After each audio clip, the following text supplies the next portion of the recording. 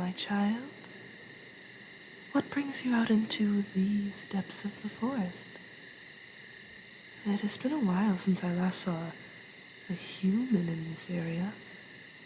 You must have been walking for a long time to get this far.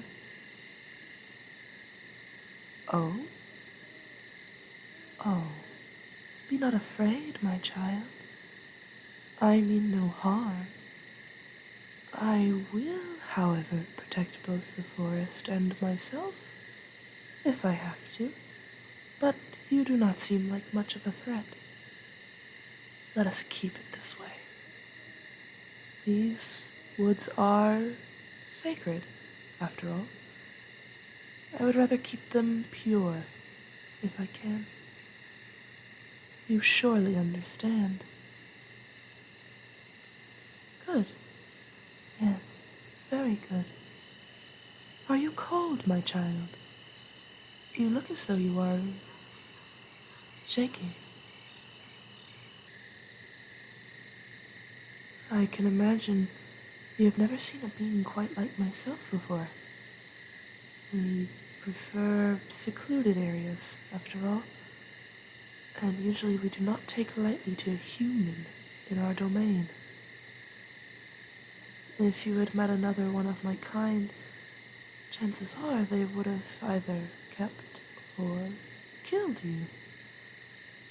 I still have yet to decide, but I simply had to approach. You intrigue me, my child. I wish to know more about what brings you here.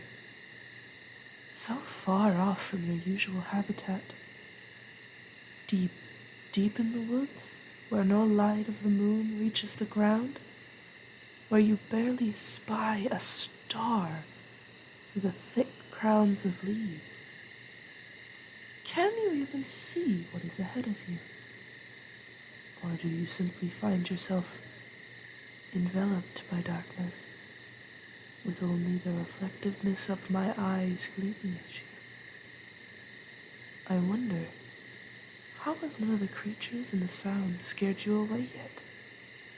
What is it that you seek as you move on ahead?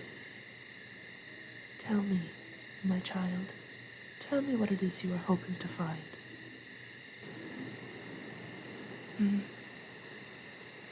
Well, then I would take your silence as a sign of fear, rather than disrespect.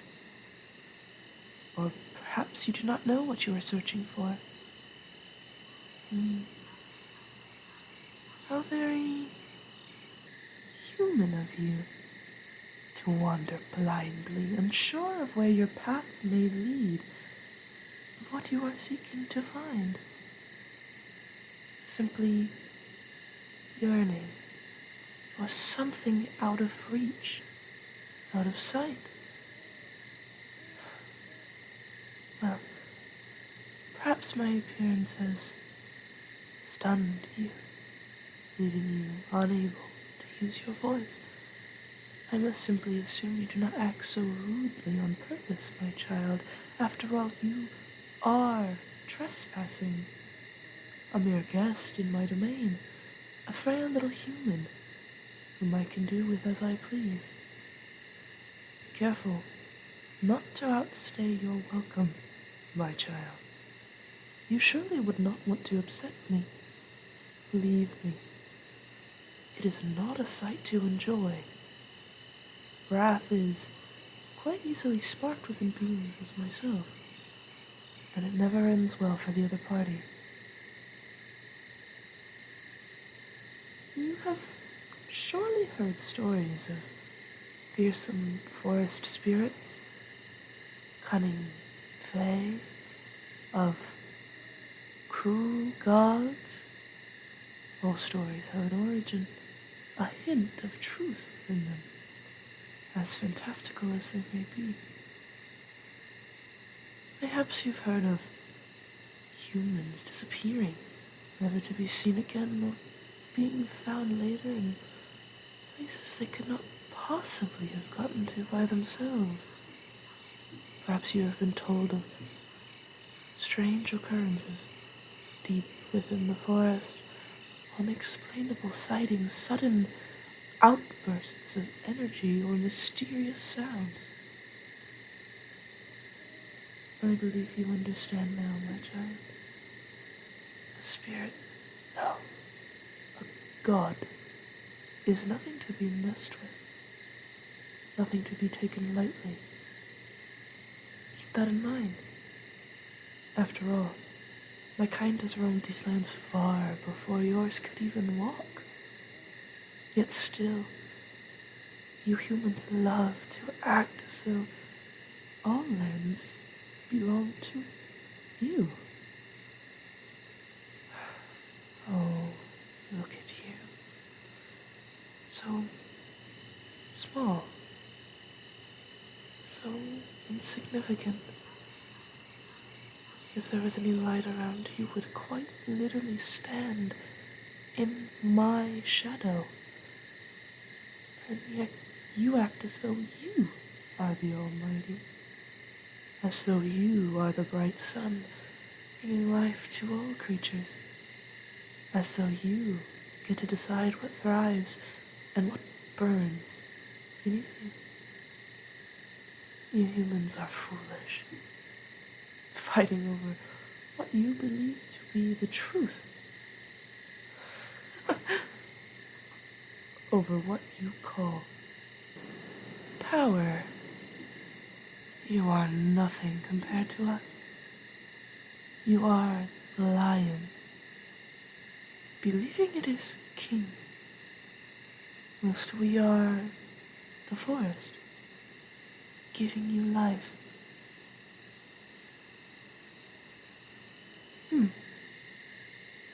I must say, you impress me, child. And most of your kind would have tried to defend themselves already, be that verbally or physically. What a curious one you are. Indeed. I can tell you cling to my every word, as though you are actually listening to me. How peculiar. I must say, I am beginning to enjoy your silence. So far, most humans that have crossed my path have been quite loud once they found their tongues again. Not just loud, my child, but quite rude, too. I do not mind a simple talk, a pleasant conversation, but getting yelled at, getting insulted is not so much something I enjoy. I'm sure you understand. You seem smart. Beneath your quiet facade, I can see a wisdom in your eyes that most humans lack. You might make for some nice company after all. Having to sit in silence for millennia with only the forest speaking to you can get quite ponderous, as meditative as it may be. Every now and again it might be nice to have another to converse with on the physical plane.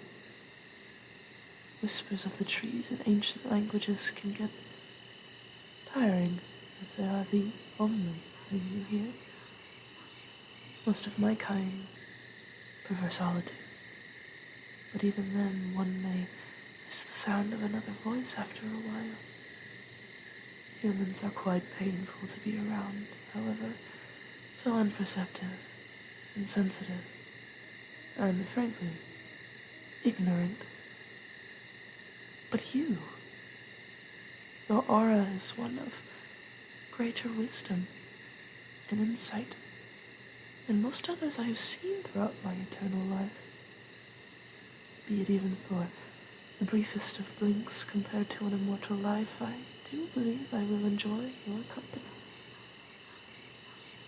I would ask if you were willing to stay, but you do not have much of a say in this matter.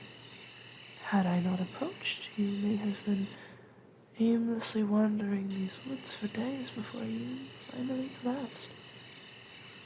And even now, your choices are to stay with me or to be killed, for I do not want a word of me outside of this forest. You are mine now, but I promise I will take good care of you. Come now, my child. I shall find you some shelter and a comfortable place to rest. From what I remember, humans are mostly, what was it, diurnal, and prefer to sleep during the nighttime. You look quite exhausted, too. I can get you a nice meal to satisfy your hunger before I lay you to rest. The forest offers quite a lot of rich sources of nutrition. Surely I will be able to prepare you an appetizing dinner. No need to be shy now, my child. Allow me to guide you. I can light you a fire later if you wish, or I could simply warm you with my presence. Don't let this human form misguide you. I am a being of energy, after all. Now come. We have work to do.